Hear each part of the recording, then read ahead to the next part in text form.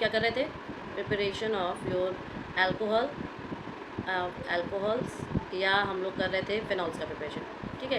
तो लास्ट तक हम लोगों ने कार्बोनिल कंपाउंड्स या आप बोल सकते हो कि एल्डिहाइड्स, कीटोन्स और एस्टर से प्रिपेयर किया था।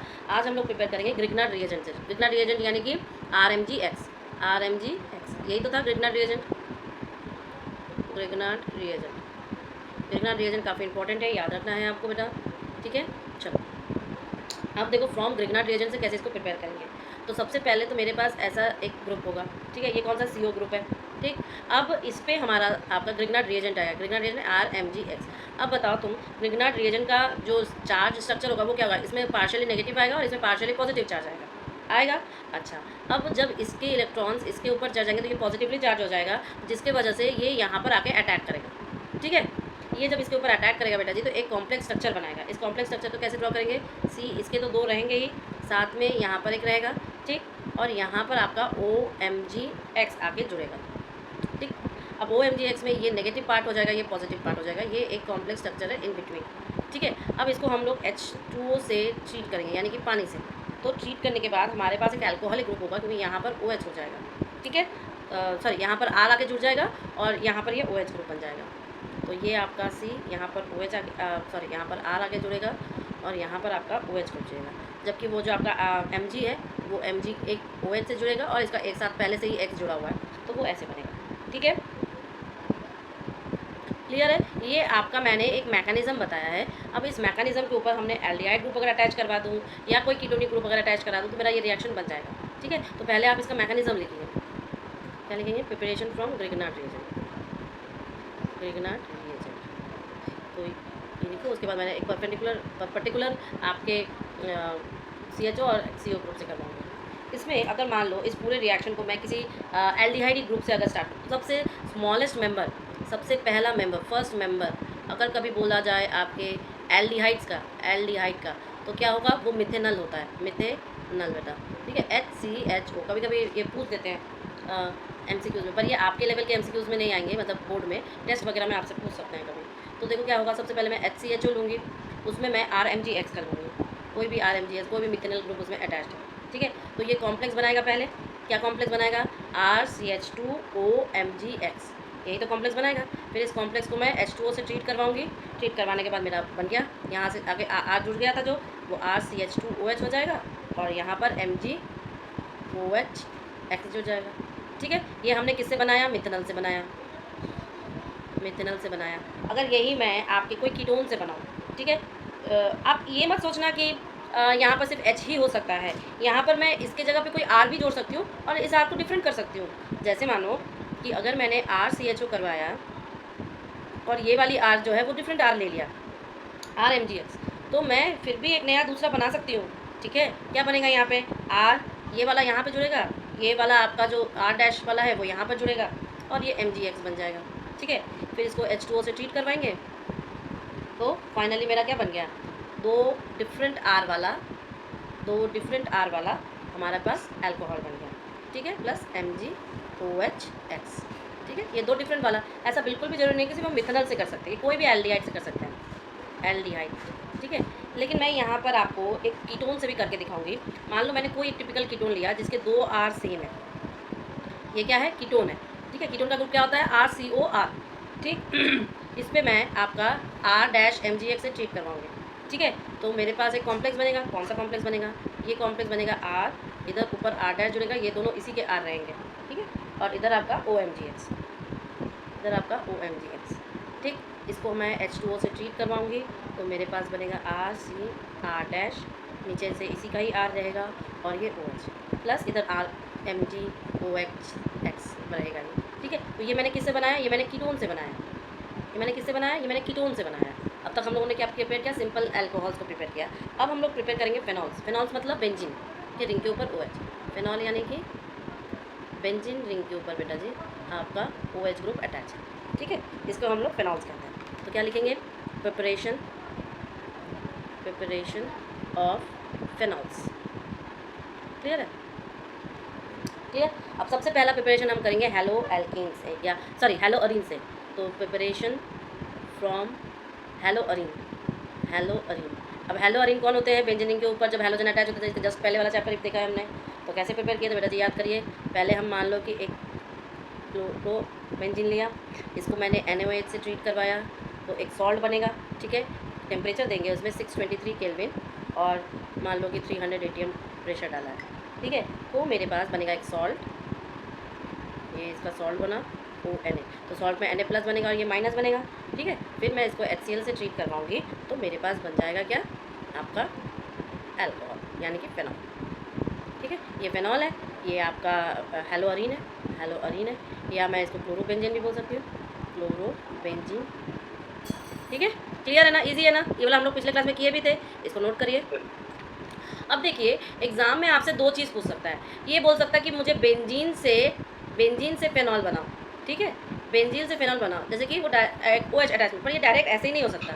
ठीक है, या तो वो ये कह सकता है, या तो वो बोलता है कि बेंजीन सल्फोनिक एसिड, इससे आपसे फेनॉल बना। 2 रूट से पूछ सकता है। अब बताइए, दोनों रूट जो है वो आपका मिक्सचर ही है, यानी कि मैं कहना चाह रही हूँ आपको, ये हमारा फर्स्ट है, ये हमारा सेकेंड है। हम कहेंगे from benzene sulphonic acid, from benzene sulphonic acid. ठीक है, इससे कैसे बनाएंगे? देखो, सबसे पहले हम बेंजीन लेंगे, तो ये मेरा बेंजीन हो गया। बेंजीन के बाद हम ओलियम से ट्रीट कराएंगे, ओलियम। ठीक है, तो जब हम ओलियम से जब ट्रीट कराते हैं बेटा, तो मेरे पास बनता है सल्फोनिक एसिड, यानी कि SO3H। ठीक है, अब सल्फोनिक एसिड को जब हम NaOH और H+ इन दोनों से ट्रीट करवाएंगे, H+ यानी कि समझ जाना कोई एसिड है। ठीक है, तो मेरे पास बन जाएगा फेनॉल, ठीक है, तो ये क्या है? ये सल्फोनिक एसिड है, ये आपका फेनॉल है और ये आपका बेंजीन है। आपको इस रूट से दे तो आप तीनों लिखोगे, आपको इस रूट से दे तो आप बस यही लिखोगे। ठीक है, तो ये आपका मैं लिख दे रही हूँ बेंजीन, ये आपका सल्फोनिक एसिड, ये आपका फेनॉल। क्लियर है? मैंने आपको बोला था कि डायजोनियम सॉल्ट बहुत इंपॉर्टेंट है, तो जो तीसरा प्रिपरेशन हम देखेंगे फ्रॉम डायजोनियम सॉल्ट, तो सबसे पहले तो डायजोनियम सॉल्ट बनाएंगे। कैसे बनाएंगे? एनिलीन से बनाएंगे। तो मेरा एनिलीन क्या होगा? ये होगा एनिलीन, NH2 जो ग्रुप जब अटैच होगा। अब इसको सोडियम नाइट्रेट और HCl से ट्रीट कराएंगे, सोडियम नाइट्रेट और HCl से, तो इसके वजह से मेरा डायजोनियम सॉल्ट बनेगा।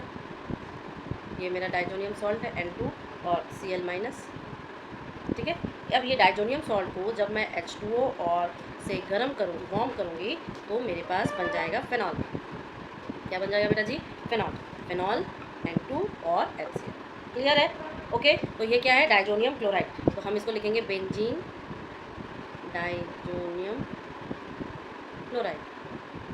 ठीक है, ये हमारा फेनॉल, ये हमारा क्या है? एनिलीन, ये हमारा एनिलीन। ठीक है ना? क्लियर है ना? चलो, अरे ठीक है, ये वाला आपका लास्ट मेथड है जहाँ हम क्यूमीन से बनाते हैं। अब क्यूमीन क्या है? सबसे पहले हम लोग क्यूमीन का स्ट्रक्चर देखेंगे। तो देखो, सिंपल एक बेंजीन रिंग बनाओ। ठीक है, अब बेंजीन रिंग के ऊपर मैं अगर CH ग्रुप का अटैचमेंट करवाऊँ, कैसे करवाऊँगी?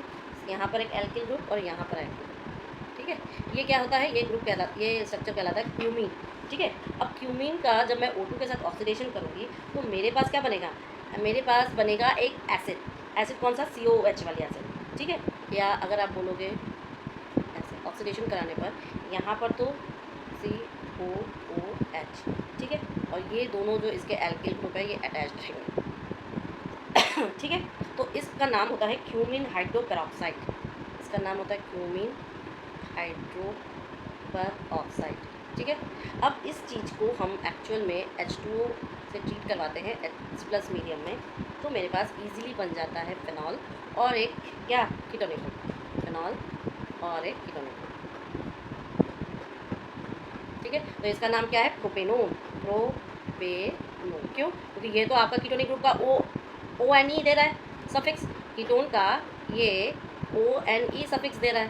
ठीक है, और यहाँ पर है कितने? 1 2 3 कार्बन, तो प्रोप हो गया, प्रोपेनोन। ठीक है, तो ये लास्ट मैटर था जहाँ से हम लोग क्यूमीन से फेनॉल का प्रिपरेशन कर रहे हैं, ठीक है, देखिए, सबसे पहले जब हम लोग इसके कुछ प्रॉपर्टीज़ देखेंगे, फिजिकल प्रॉपर्टीज़। ठीक है, जब हम लोग physical properties of alcohols and phenols देखते हैं, तो सबसे इंपॉर्टेंट, देखो हम तुमको बताएंगे बाद में भी, कि जो फेनॉल होता है वो एसिडिक और आपका मीडियम का होता है, एसिड की तरह ट्रीट करता है। प्लस ये लोग इलेक्ट्रोफाइल, न्यूक्लियोफाइल दोनों रिएक्शन करते हैं। ठीक है। तो अगर मैं बॉइलिंग पॉइंट की बात करूँ तो अल्कोहल और फिनॉल्स का जैसे जैसे नंबर ऑफ कार्बन उसमें अटैच होते जाएंगे ना बेटा जी, उनका बॉइलिंग पॉइंट इंक्रीज़ होता जाता है। मतलब बॉइलिंग पॉइंट इंक्रीज़ होता है जैसे कार्बन नंबर जो है वो इंक्रीज़ होंगे, ठीक है। ये डायरेक्ट है। ऐसा क्यों होता है? क्योंकि उन लोगों में van der Waals forces increase हो जाते हैं, ठीक है। लेकिन पहली चीज़, दूसरी चीज़, जब हम अल्कोहल लेते हैं और अल्कोहल में कार्बन की ब्रांचिंग, कार्बन की क्या ब्रांचिंग इंक्रीज़ करते हैं, तो इनका जो बॉइलिंग पॉइंट होता है वो डिक्रीज़ होने लगता है। ये सब इस पैरा का निचोड़ है जो मैं आपको बता रही हूँ, ठीक है। क्यों ऐसा होता है? क्योंकि सरफेस एरिया डिक्रीज़ करती है। और ये होता क्यों है? क्योंकि आप बोलोगे जो सरफेस एरिया है वो डिक्रीज़ करती है और जिसके वजह से वैन डर वाल्स फोर्स भी डिक्रीज़ करता है, वैन डर वाल्स फोर्स भी डिक्रीज़ करता है, ठीक है। बॉइलिंग पॉइंट, ये दो इंपॉर्टेंट है जो इसके बॉइलिंग पॉइंट को बताते हैं, ठीक है।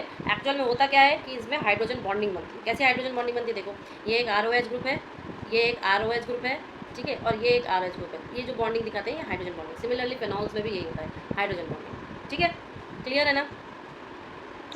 अब क्या है कि जो बॉइलिंग पॉइंट्स होते हैं अल्कोहल्स और फिनॉल्स के हायर होते हैं अगर हम लोग दूसरे क्लास ऑफ कंपाउंड्स की तुलना में देखें। क्यों? क्योंकि यहाँ पर हाइड्रोजन बॉन्डिंग होती है, इस वजह से फिनॉल्स और अल्कोहल्स में ज़्यादा होता है। सॉलिबिलिटी की देखें तो अगर हम सॉलिबिलिटी देखें तो ये वाटर सॉल्युबल होते हैं। क्यों?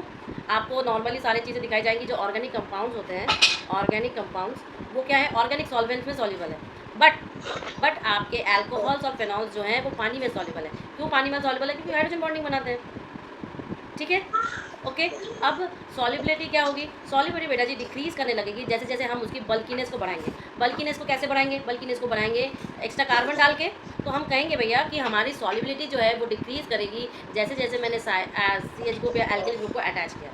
अल्कोहल्स में या फिनॉल्स में जैसे जैसे मैं R ग्रुप का इंक्रीमेंट करवाऊँगी सॉल्युबिलिटी क्या हो जाएगी? डिक्रीज़ हो जाएगी। क्यों? क्योंकि वो बल्कीनेस हो जाएगा ज़्यादा ग्रुप, ठीक है, वो ज़्यादा बड़ा साइज़ का हो जाएगा, इसलिए उसकी सॉल्युबिलिटी डिक्रीज़ होगी। पूरा पैराग्राफ मैंने आपको इन 3 पॉइंट्स में समझा दिया है। ये हम लोग क्या चेक कर रहे हैं? हम लोग फिजिकल प्रॉपर्टी चेक कर रहे हैं जो कि आपके बॉइलिंग पॉइंट और सॉल्युबिलिटी को बताता है। मेन बॉइलिंग पॉइंट का सारा किस्सा किस वजह से है? हाइड्रोजन बॉन्डिंग की वजह से है। किसकी वजह से है बेटा जी? हाइड्रोजन बॉन्डिंग, ठीक है, okay. Chemical properties, chemical properties, ठीक है। केमिकल प्रॉपर्टीज़ में सबसे पहले मैं आपको बोलूँगी कि अभी बताया था कि अल्कोहल्स जो है वो न्यूक्लियोफाइल और इलेक्ट्रोफाइल दोनों से ही रिएक्ट करते हैं, ठीक है। तो इसमें एक पॉइंट लिख लीजिए, alcohols reacts with nucleophile and electrophile both, ठीक है। तो सबसे पहला जो होगा पार्ट, जब अल्कोहल जो है इलेक्ट्रोफाइल, तो हम बोलेंगे अल्कोहल्स एज, आपके न्यूक्लियोफाइल बोल दो, इलेक्ट्रोफाइल्स बोल दो, कुछ भी, अल्कोहल्स एज न्यूक्लियोफाइल। कैसे न्यूक्लियोफाइल की तरह रहेगा? न्यूक्लियोफाइल यानी कि न्यूक्लियस लविंग, यानी कि पॉजिटिव चार्ज लविंग, यानी कि वो खुद क्या होगा? एक नेगेटिवली चार्ज की तरह होगा। कुल मिला के कंक्लूजन यही हुआ ना। तो हम कैसे कहेंगे? मान लो मेरे पास कोई ROH ग्रुप है। अब बेटा जी ये O क्या है? 2 इलेक्ट्रॉन इसके पास है लोन पेयर के, ठीक है, ओके। अब मैं क्या करूँगी? यहाँ पर मैंने सोच लो कि कोई एक कार्बन है जो कि पॉजिटिवली चार्ज है, ठीक है, मान लो। तो इसका जो नेगेटिव जो लोन पेयर इलेक्ट्रॉन्स होंगे वो इसकी तरफ क्या हो जाएंगे? अट्रैक्ट हो जाएंगे। तो बनाएगा क्या? ये देखो, अगर ये इसके पास आके जुड़ा तो यहाँ पर क्या हो जाएगा? H, और ये पॉजिटिवली चार्ज हो जाएगा। इसका R, तो ये अपना R लेके घूम रहा है। बचा इसके पास सिर्फ एक इलेक्ट्रॉन का पेयर, क्योंकि एक इलेक्ट्रॉन का पेयर यूज़ हो गया है बॉन्ड बनाने में। और फिर इसको ऐसे जोड़, ठीक है। फिर ये टूटेगा, टूट के क्या बनाएगा? टूट के ROC, और ये C अपना जैसे जैसे बॉन्ड लेता है वैसे रहेगा, प्लस H+, ठीक है।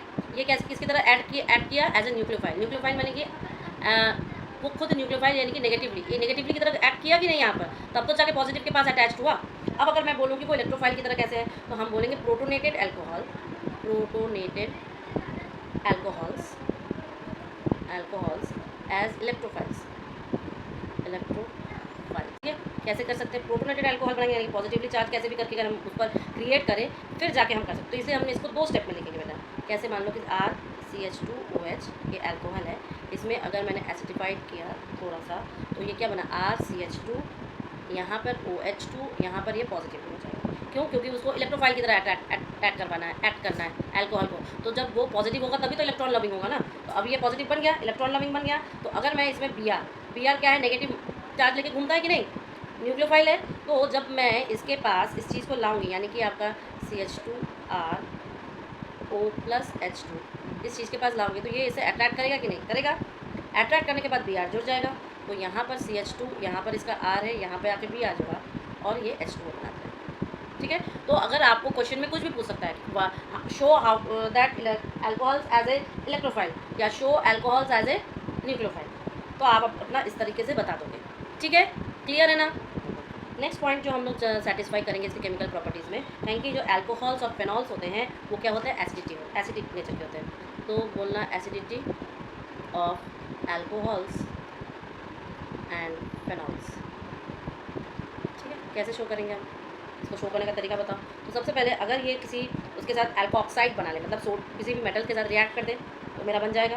तो देखो कैसे, मान लो कि ट्वाइस ROH को हम ट्वाइस सोडियम से ट्रीट कराते हैं तो मेरे सॉरी ट्वाइस RON, सोडियम का बन गया अल्कोऑक्साइड और H2। तो ये क्या लिखेंगे हम इसको, सोडियम एल्कोऑक्साइड। ठीक है, ये एक प्रूफ हो गया कि वो एसिडिक है। अब मान लो मैं कोई टर्जरी लेती अल्कोहल, जैसे कि मान लो कि 6CH3 CCH3 CH3 और यहाँ पर OH, इसका क्या होगा, टर्जरी ब्यूटेनॉल, टर्जरी ब्यूटेनॉल या ब्यूटाइल अल्कोहल। ठीक है, इसको अगर मैं एल्युमिनियम से ट्रीट करवाऊँ, तो मेरे पास एक बनेगा क्या, ब्यूटॉक्साइड बनेगा। कैसे बनेगा बताओ, एक स्ट्रक्चर बनेगा कॉम्प्लेक्स सा, वो क्या होगा, CH3 CCH3, कुछ नहीं, जो लिखा हुआ रहता है उसी पर ही ध्यान देना है और कुछ एक्स्ट्रा करना नहीं है। ठीक है, 3Al + 3H2। ठीक है, तो ये इस स्ट्रक्चर को क्या कहते हैं, ये जो पूरा स्ट्रक्चर है इसको हम लोग कहते हैं एल्युमिनियम टर्जरी लिया था यहाँ पर, तो इस वजह से यहाँ पर टर्जरी है, और ब्यूटॉक्साइड। ठीक है, तो ये दोनों रिएक्शन आपको कहेंगे कि मेरा जो अल्कोहल है और फेनॉल है वो ज़्यादा एसिडिक है। अच्छा, अब मैं यहाँ पर अगर फेनॉल्स का कर दूँ तो फेनॉल्स का क्या बनेगा, सोडियम फेनॉक्साइड बनेगा। ठीक है, तो आप पहले इसको नोट। नेक्स्ट क्या है कि फेनॉल कैसे एसिडिक है, तो फेनॉल के लिए हम एक फेनॉल लेंगे, मान लो 2 आपके फेनॉल हो गए, इसको सोडियम से ट्रीट करवाया तो फेनॉक्साइड बनाएगा। जब ये फेनॉक्साइड बनाएगा तो इसका मतलब ONA, और यही बता रहा है कि वो एक एसिडिक है। ठीक है, इसको हम कहेंगे सोडियम फेनॉक्साइड। ठीक है, तो ये दोनों ही शो कर रहे हैं कि alcohols are acidic in nature. एक होता है बेटा जी एस्टरिफिकेशन। क्या होता है, एस्टरिफिकेशन।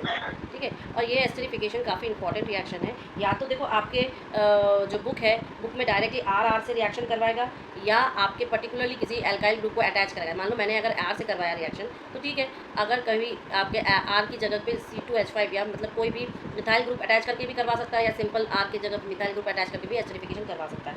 ऐसा कुछ नहीं है, आप एस्टरिफिकेशन जो है एरोमेटिक्स में भी होता है और एलिफेटिक्स में भी होता है। ठीक है, so this is very important. जैसे मान लो मैं एक सिंपल सा एग्जांपल देके फिर बंद कर छोड़ूंगी आप सबको। एस्टरिफिकेशन, ठीक है, एस्टरिफिकेशन में मैंने ऐसे किसी बुक में ये लिखते हैं कैसे भी करके, जैसे मान लो AR या R, लेकिन रहेगा क्या है, ये एक अल्कोहल ग्रुप। अब इस अल्कोहल ग्रुप में जब मैं एक कोई भी R-COOH, अब मुझे बताओ ये है एक अल्कोहल हो जाएगा या कोई एलिफेटिक यानी कि फेनॉल हो जाएगा। ठीक है, और इसने यहाँ पर क्या है, ये एक एसिड है यानी कि कार्बोक्सिलिक एसिड। कौन सा एसिड है, ठीक है, कार्बोक्सिलिक एसिड है। अब इस कार्बोक्सिलिक को एसिड को जब हम लोग H+ मीडियम यानी कि एसिडिक मीडियम, ठीक है, ट्रीट करेंगे तो मेरे पास एक एस्टर बनेगा। एस्टर क्या होता है, RCOOR होता है, तो या तो कोई ऐसा रहेगा,